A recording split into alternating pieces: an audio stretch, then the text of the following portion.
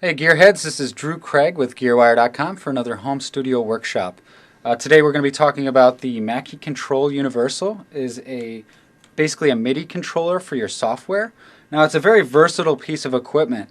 Depending on what program on your computer you're linking it up with, it could control a lot of different things. For example, right now we have Steinberg Nuendo loaded up with the song that I made, and it's going to be controlling mostly your audio levels, mutes, pans, stuff of that nature.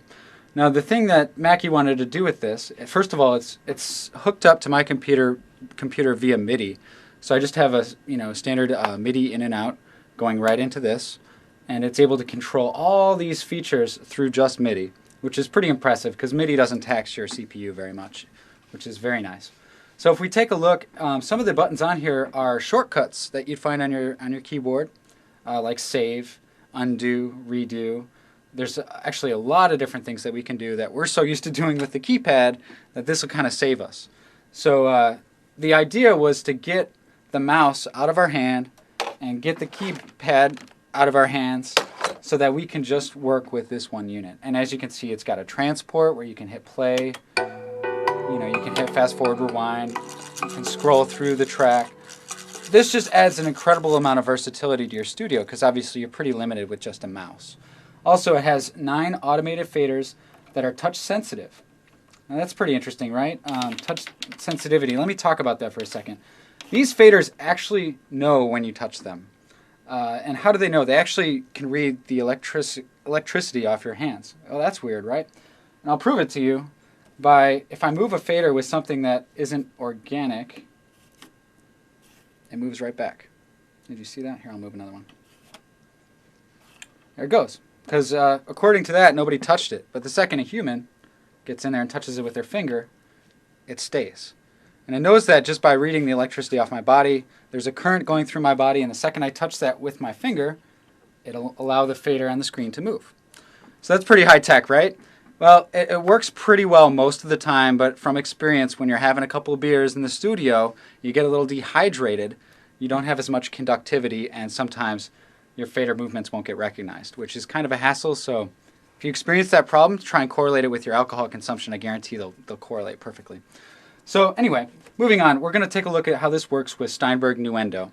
Now right now on the screen, I have, I don't know, about 50 or 60 channels loaded up, which is an awful lot to work with when we only have 8 faders or 9 faders to work with.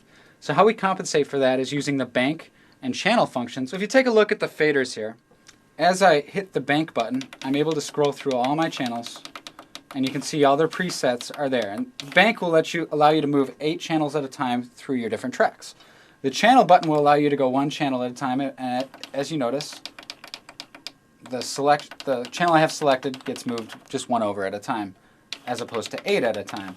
So the 8 allows you to really fly through your channel strip and get to the fader you want to.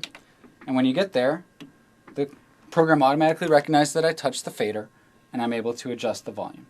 It's a very nice feature. Plus, these faders are actually pretty nice. They have a wide range, and they're very sensitive, a lot more sensitive than a mouse click. So this really allows you to refine your mix and get the control over the program that you wish to have. Mackie also features, and I should mention this is last year's model Mackie. Not a big deal. I imagine their new one works very similar. It may be more compatible with more programs. Now that's just the thing.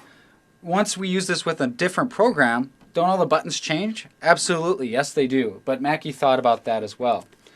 Comes with these nifty little cards where, let's say I'm going to move to Cool Edit Pro.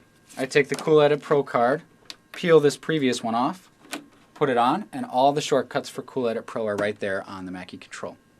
Brilliant. So it's pretty straightforward how this thing works. It's interesting though because it works different with different programs. So in the next couple of videos we're going to be looking at Ableton Live and Propellerhead Reason to see how the Mackie Control interfaces with those various different programs. Thanks for watching.